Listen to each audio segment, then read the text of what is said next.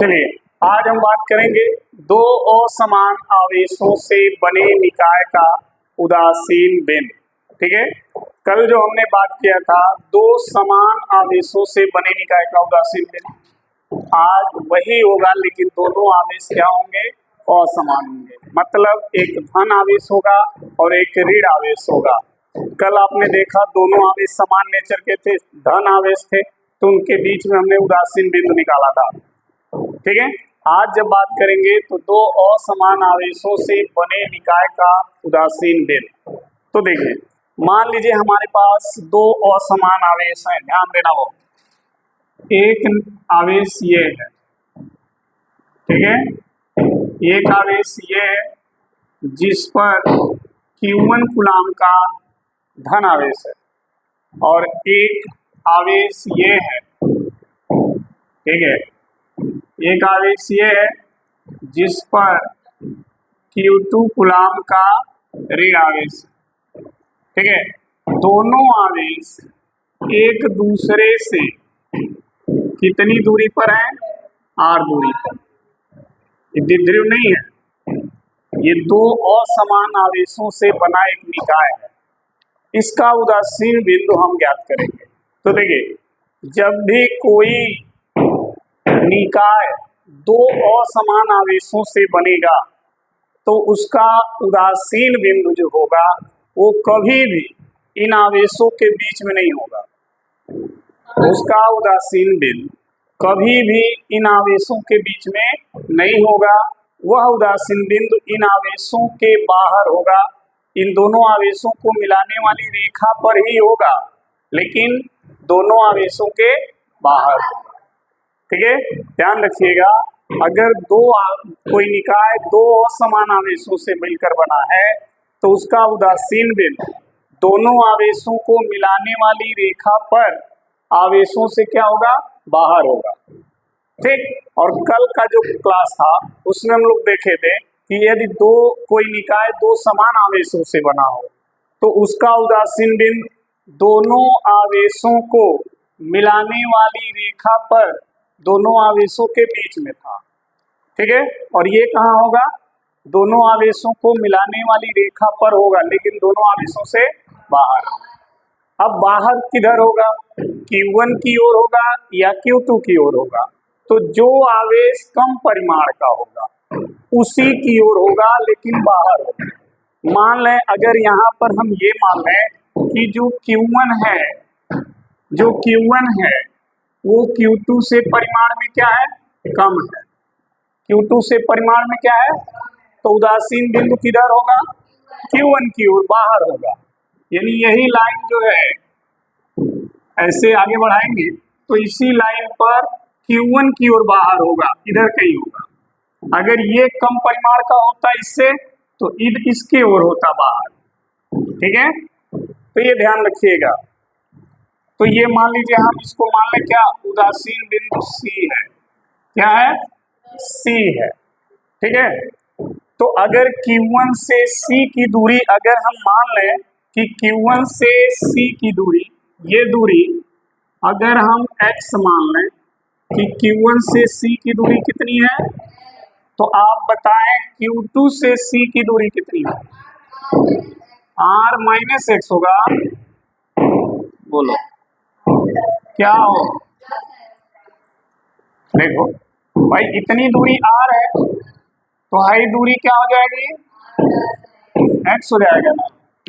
ये जो r है ये Q1 और Q2 के बीच की दूरी है, ये r है। तो जब यहाँ से यहाँ तक की दूरी निकालोगे तो x इसमें क्या होगा, बढ़ जाएगा ना, तो r + x हो जाएगा। समझ में आई बात। अगर कोई निकाय दो असमान आवेशों से बना है तो उसका उदासीन बिंदु दोनों आवेशों को मिलाने वाली रेखा पर ही होगा। ठीक है, लेकिन कहाँ होगा, आवेशों से बाहर, उस आवेश की ओर बाहर होगा जिसका परिमाण कम होगा। तो यहाँ पर Q1 का परिमाण Q2 से कम है तो Q1 की ओर बाहर होगा उसी रेखा पर। ठीक है, मान लेते हैं Q1 से इसकी दूरी C है तो Q2 से इसकी दूरी कितनी होगी, आर प्लस एक्स। समझ में आई बात? इसको हम यहां लिखते हैं, मान लेते हैं, माना कोई निकाय Q1 और माइनस Q2 दो असमान आवेशों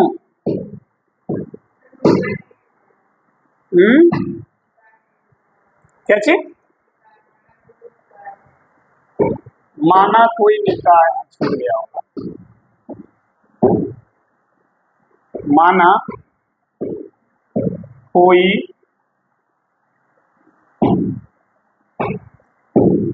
निकाय, हो गया ना? सही है ना? Q1 और माइनस Q2 दो असमान आवेशों से मिलकर बना है, जिनके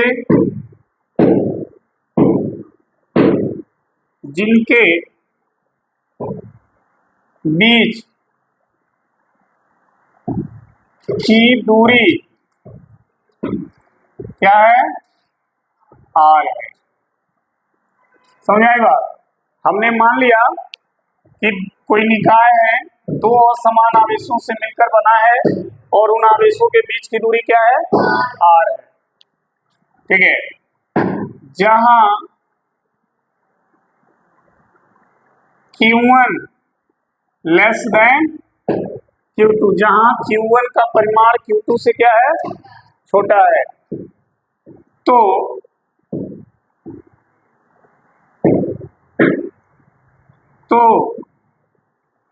उदासीन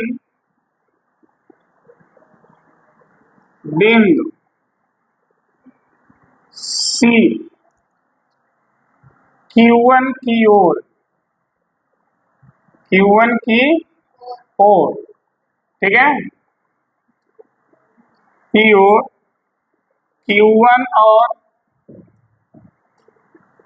Q2 को मिलाने वाली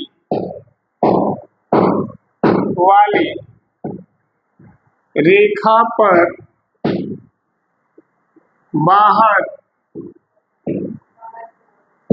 स्थित होगा। समझ में आ गई बात? हमने पहले क्या किया, माना कि कोई निकाय है जो Q1 और माइनस Q2 दो असमान आवेशों से मिलकर बना है, जिनके बीच की दूरी r है। जहां Q1 Q2 से छोटा है, तो उदासीन बिंदु जो C है वो Q1 और Q2 को मिलाने वाली रेखा पर, ठीक है, Q1 की ओर, ठीक है, रेखा पर बाहर स्थित होगा। यदि Q1 से C की दूरी क्या हो? R हो। क्या हो? R। यदि हम ये मान लें Q1 से C की दूरी क्या हो? X है,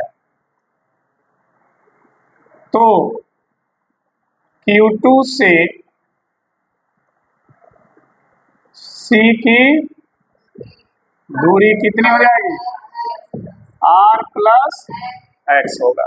ठीक है, अब देखना ध्यान से, समझो यहाँ पे Q1 के कारण जो यहाँ पर वैद्युत क्षेत्र होगा, ये उदासीन बिंदु कब कहलाएगा? जब दोनों आवेशों के कारण यहाँ पर कुल वैद्युत क्षेत्र 0 हो जाए, तभी तो C को उदासीन बिंदु कहते हैं। तो अब देखना Q1 के कारण यहाँ जो वैद्युत क्षेत्र होगा उसकी दिशा किधर होगी? बाहर की ओर, क्योंकि ये धन आवेश है और धन आवेश के कारण वैद्युत क्षेत्र की दिशा किधर होती है? आवेश से बाहर की ओर। यानी Q1 के कारण जो वैद्युत क्षेत्र होगा उसकी दिशा ये होगी E1। समझ में आई बात? और Q2 माइनस है, तो इसके कारण जो यहाँ वैद्युत क्षेत्र होगा उसकी दिशा आवेश की ओर होगा। ऐसे होगा, हो गया E2। दोनों की दिशा एक दूसरे के ठीक क्या है, तो परिणामी क्या करेंगे, जोड़ेंगे या घटाएंगे, घटाएंगे। मतलब यहाँ पर इन दोनों का परिणामी क्या आना चाहिए, 0, तभी तो सी उदासीन बिंदु कहलाएगा। तो देखिए लिखेंगे Q1 के कारण C पर क्या, वैद्युत क्षेत्र, विभव नहीं निकाला जा, उदासीन बिंदु निकाला जा रहा है, वैद्युत क्षेत्र। तो E1 बराबर क्या होगा, K Q1 by are square होता है। यहाँ पर दूरी क्या है, तो क्या हो जाएगा, ये हो गया। इसी तरह से Q2 के कारण C पर वैद्युत क्या क्षेत्र, तो E2 बराबर K बटा क्या होगा, R प्लस एक्स का स्क्वायर, ये हो गया। ठीक है, E पर परिणामी वैद्युत क्षेत्र बिंदु C पर परिणामी वैद्युत क्षेत्र, C पर परिणामी वैद्युत क्षेत्र अगर हमें निकालना है तो क्या करेंगे, दोनों वैद्युत क्षेत्र को जोड़ने का काम करेंगे, सही है ना। लेकिन यहाँ पर दिशा विपरीत है तो माइनस हो जाएगा, यानी हो जाएगा E1 माइनस E2। चूंकि C कौन सा बिंदु है, तो वहां पर परिणामी क्या आएगा, 0। यहाँ लिखेंगे चूंकि C क्या है, उदासीन बिंदु है, तो C पर परिणामी वैद्युत क्षेत्र क्या होता है, 0 होता है। ठीक है, E अगर C उदासीन बिंदु है तो C पर परिणामी वैद्युत क्षेत्र क्या होगा, यानी जो ये E है इसके जगह हम क्या रख देंगे, तो क्या बचेगा, दिख रहा है ना। अब देखो E2 और E1 को, E2 को इधर भेज दे, E2 को इधर भेज दे तो आपको क्या दिखाई देगा, देखना ध्यान से। E1 बराबर ऐसे हो जाएगा। अब E1 E2 का मान यहाँ रखेंगे तो देखिए E1 है K Q1 बाई एक्स और ये है K R प्लस K से K कट गया। देखना ध्यान से, एक्स स्क्वायर को यहाँ भेज दे Q2 की जगह और Q2 को कहाँ भेज दें, एक्स स्क्वायर की जगह, तो ये ऐसे हो जाएगा Q1 बटा और ये यहाँ चला गया होल स्क्वायर हो गया। अब देखो ध्यान से, दोनों पे 2 घात हैं तो ये घात को जब यहाँ से हटाओगे तो किस में आ जाएगा, करड़ी में आ जाएगा ना, और इधर हो जाएगा x बटा ऐसे हो जाएगा। ठीक, अब r प्लस एक्स का इधर गुणा कर देंगे, क्या आएगा, करड़ी में Q1 बटा और ये हो गया r प्लस बराबर, समझ में आई बात। अब देखो इसका r के साथ और फिर इसका x के साथ गुणा करेंगे तो क्या आएगा, देखना Q1 बटा इंटू r, फिर इसका गुणा x के साथ प्लस Q1 बटा इंटू बराबर x। ठीक, x वाला ये टर्म उधर ट्रांसफर कर दो, जब ये टर्म उधर जाएगा इधर क्या बचेगा, Q1 बटा इंटू r और ये उधर गया तो x माइनस हो जाएगा ना, ये प्लस है, इधर उधर जाएगा तो माइनस, चिन्ह बदल जाता है। ऐसे हो जाएगा। अब क्या करना है, दोनों में से x कॉमन ले लेना है और इधर बाएं साइड में जो जैसे है वैसे ही लिखते रहेंगे। x हमने कॉमन ले लिया तो यहाँ क्या बचेगा 1 और यहाँ बचेगा करड़ी में Q1 बटा, ऐसे हो जाएगा। समझ में आई बात? अब देखना ध्यान से, ये हो गया Q1 बटा इंटू, इसमें से अगर हम ये करड़ी वाला पद दोनों जगह से कॉमन कर दें, कॉमन मतलब समझ रहे हैं, बाहर, इसको हम बाहर ले आए, Q1 बटा करड़ी में Q2 हो गया बाहर, यहाँ था नहीं, यहाँ तो एक था, ये वाला पद यहाँ नहीं था, तो जब इसको कॉमन लोगे तो ये पद एक का क्या हो जाएगा, बटा, क्या हो जाएगा, बटा, ऐसे हो जाएगा। फिर जब गुणा करोगे तो ये और ये कट जाएगा, फिर एक बच जाएगा, ठीक। और यहाँ क्या बचेगा, एक बचेगा ना, और है ये x। अब देखो दोनों तरफ से ये और ये कट गया, समझ में आई बात? इधर क्या बचा, r, और इधर देखो ध्यान से, एक बटा करड़ी में बटा, एक बटा फिर करड़ी के अंदर बटा है, यानी बटे में बटा है, तो ये नीचे वाला ऐसे क्या होगा, यानी करड़ी में हो जाएगा Q2 ऊपर और एक बटा, ऐसे हो जाएगा। और इधर हो गया माइनस इंटू, अगर यहाँ से x का मान निकालो, x बराबर, तो इसको इधर भेजोगे तो r बटा क्या आएगा, करड़ी में Q2 बटा माइनस, ये हो जाएगा। समझ में आई बात? यदि कोई निकाय दो विपरीत आवेशों से बना हो तो उस निकाय का उदासीन बिंदु दोनों आवेशों को मिलाने वाली रेखा पर बाहर होगा और बाहर उस आवेश की ओर होगा जिस आवेश का परिमाण क्या हो, कम हो। तो Q1 का परिमाण Q2 से कम था, तो देखिए Q1 की ओर बाहर C है, ठीक है। अब Q1 से C की दूरी कितनी होगी, तो इस फार्मूला से अब क्या करेंगे, निकाल लेंगे, ठीक है।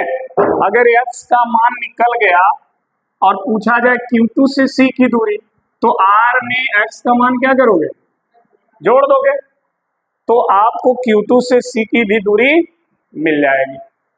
समझ में आ गई बात? अगर आपसे ये प्रश्न किया जाए कि कोई निकाय दो असमान आवेशों से बना है तो उसका उदासीन बिंदु कहाँ होगा, तो दोनों आवेशों को मिलाने वाली रेखा पर बाहर की ओर होगा, उस आवेश की ओर बाहर जो इस आवेश का परिमाण कम हो। कितनी दूरी पर होगा, तो इतनी दूरी पर, ठीक है। अच्छा, क्या ऐसे निकाय का शून्य विभव भी होगा? उदासीन बिंदु तो हो गया, क्या शून्य विभव होगा, तो इसका शून्य विभव होगा। शून्य विभव कहाँ होगा, तो शून्य विभव दो जगह होगा। असमान आवेशों से बने निकाय का उदासीन बिंदु शून्य विभव दो जगह होता है, या तो दोनों आवेशों के बीच में होगा या तो एक आवेश के बाहर होगा, तो उसका भी अभी हम चर्चा करेंगे। लेकिन उदासीन बिंदु केवल एक ही जगह होगा, वो कहाँ होगा, बाहर, उस आवेश की ओर बाहर जिस आवेश का परिमाण कम है, ठीक है, नोट कर लीजिए।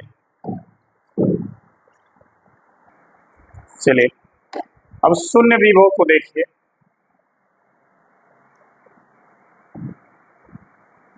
शून्य विभव, अगर कोई निकाय दो विपरीत आवेशों से बना है तो उसका शून्य विभव क्या होगा, अब उस पर हम चर्चा करेंगे। तो देखिए, ये तो वैद्युत क्षेत्र का कंडीशन था, ठीक है। फिगर फिर बनाना पड़ेगा शून्य विभव के लिए आपको, ठीक है। तो देखिए, दो असमान, समझना ध्यान से, दो असमान आवेशों से बने निकाय का शून्य विभव कहाँ पर होगा। तो देखो, शून्य विभव इन दोनों आवेशों के बीच में भी कहीं होगा उसी रेखा पर, या इन दोनों आवेशों के बाहर भी होगा, यानी शून्य विभव दो जगह पे हो सकता है। मान लो कि C Q1 से x दूरी पर क्या है, सी है, जहां पर विभव क्या है, शून्य है। ठीक है, तो देखिए माना ये शून्य विभव की बात हो रही है, ध्यान रखना, शून्य विभव। और शून्य विभव क्या होता है, लिखाया गया ना, ऐसा पॉइंट जिस पर कुल विभव क्या हो, जीरो। ठीक है, तो इसके लिए हमने मान लिया, माना Q1 से x दूरी पर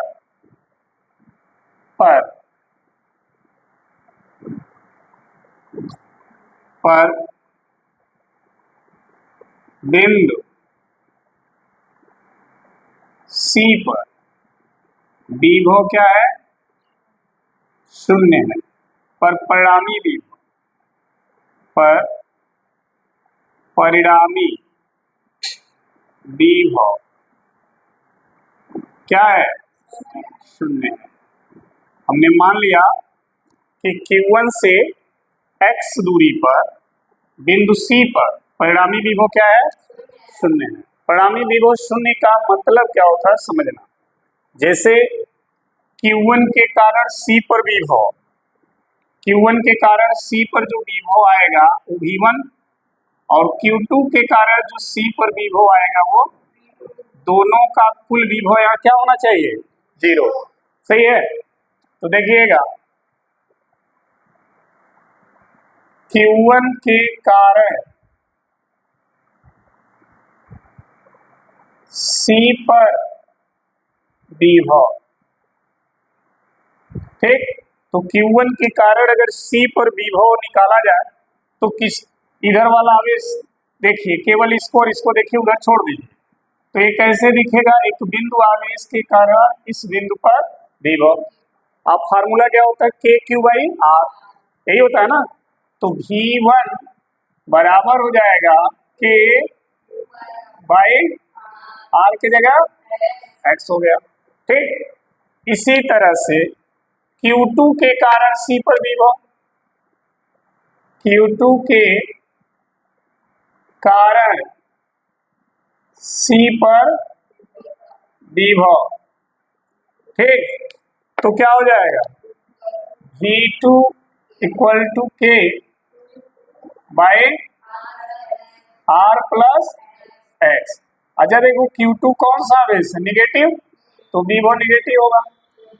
सही है, C पर परिणामी विभव, C पर परिणामी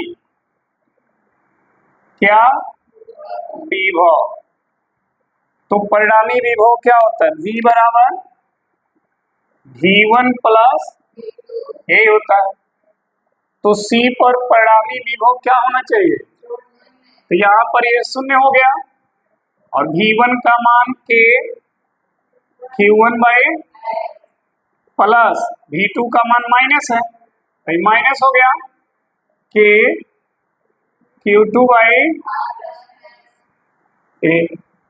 अब देखो इस वाले टर्म को इधर भेज दो, हो जाएगा K Q2 by R plus, इधर हो गया K Q1 बाई, सही है, दोनों तरफ से K और K। अब क्या करें, देखो R इस X को यहाँ भेज दो, Q2 को यहाँ भेज दो, तो हो जाएगा X बटा R प्लस बराबर, दिख रहा है ना। अब देखना ध्यान से, ऐसा नहीं है कि यहाँ करड़ी है, स्क्वायर होता तो इसको हटाते थे करड़ी में आ जाता, स्क्वायर तो है नहीं, अब सीधे इसका गुणा इसमें कर दो, तो क्या आएगा, x बराबर R प्लस एक्स, और ये हो गया Q1 बटा Q2, x Q1 by Q2 का इसमें और इसमें गुणा कर दीजिए, तो R Q1 बटा प्लस एक्स Q1 बटा, ये हो जाएगा, x वाला टर्न x की तरफ ले आ दो, तो प्लस है, इधर आएगा तो Q1 बटा बराबर R Q1 बाई Q2। देखो इसमें से x कॉमन हो जाएगा तो हो जाएगा 1 माइनस Q1 बाई, और इधर हो गया R। सही है। अच्छा देखना ध्यान से, अगर इसमें से Q1 बाई Q2 को कॉमन कर दें तो यहाँ से कॉमन हो जाएगा तो 1 हो जाएगा, लेकिन यहाँ से क्या हो जाएगा 1 बटा Q1 बाई, ऐसे हो जाएगा। समझ में आई बात?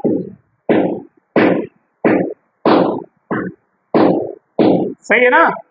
अब देखो ये और ये, अब ये क्या होगा पलट जाएगा तो x इक्वल टू हो जाएगा Q2 बाई माइनस बराबर, अब x बराबर निकालो तो इसको उधर भेज दो तो R बटा हो जाएगा Q1 बाई माइनस, यानी इतनी दूरी पर विभव क्या हो जाएगा 0 हो जाएगा। यानी Q1 से इतनी दूरी पर विभव क्या होगा 0 होगा। ठीक है। अगर कोई निकाय दो असमान आवेशों से बना है तो उस निकाय का उदासीन बिंदु दो जगह होगा, एक दोनों आवेशों के बीच में कहीं होगा और दूसरा दोनों आवेशों के बाहर होगा। तो दोनों आवेशों के बाहर किधर होगा, किस आवेश की ओर बाहर होगा, जिसका परिमाण कम होगा। यहाँ Q1 Q2 से छोटा है इसलिए Q1 की ओर उदासीन शून्य विभव होगा। कितनी दूरी पे हमने माना, तो x का मान हमने निकाल लिया। इस फार्मूला से इस x की वैल्यू आप निकाल सकते हैं कि Q1 से कितनी दूरी पर विभव 0 होगा। समझ में आया। अगर हम इसी चीज को अगर ये मान लें कि नहीं ये बिंदु इस बीच में कहीं है, तो बीच में अगर होगा तब क्या होगा, तो उसके लिए फिर हम दूसरा डायग्राम बनाएंगे, इसी डायग्राम को संशोधित कर देंगे। ठीक है। तो पहले इसको नोट कर लें फिर बीच में निकाल लेते हैं। ठीक है। अब मान लीजिए कि इसका शून्य विभव जो है, सही है ना, इसका शून्य विभव जो है इसके बीच में कहीं है। ठीक है।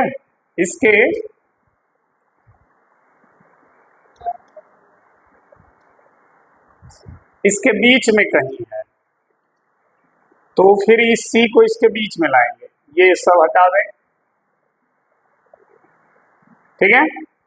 बीच की दूरी देखिए R ही है, लेकिन पॉइंट जो है वो यहाँ पर कहीं है, ये C यहाँ पर है, यहाँ पर, और C की जो दूरी है Q1 से, वो दूरी कितनी मान लिया हमने x, तो इसकी दूरी कितनी हो जाएगी, ये दूरी कितनी हो जाएगी R माइनस हो जाएगा। अब यहाँ पर Q1 के कारण विभव निकाल लिया हमने V1 और Q2 के कारण विभव निकाल लिया, और दोनों के विभव को जोड़ेंगे और देखेंगे कि यहाँ पर विभव कितना होना चाहिए 0।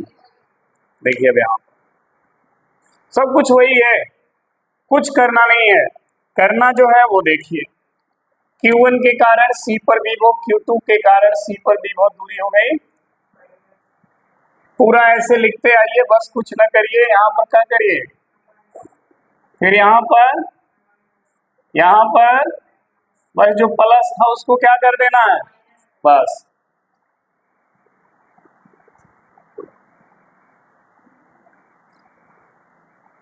इधर आएगा तो हो गया। ठीक है। अगर बीच में विभव 0 है तो Q1 से कितनी दूरी पर होगा, इतनी दूरी पर। सेम प्रोसेस वही है, बस जो दूरी है वो चेंज हो जाती है। ठीक है। तो दो असमान आवेशों से बने निकाय का उदासीन बिंदु दोनों आवेशों को मिलाने वाली रेखा पर उस आवेश की ओर बाहर होगा जिस आवेश का परिमाण कम होगा, लेकिन शून्य विभव दो जगह होगा, एक दोनों आवेशों को मिलाने वाली रेखा पर बाहर होगा और एक दोनों आवेशों को मिलाने वाली रेखा पर दोनों के बीच में होगा। कितनी दूरी पर होगा, तो दोनों का फॉर्मूला हमने निकाल करके आपको दिखा दिया।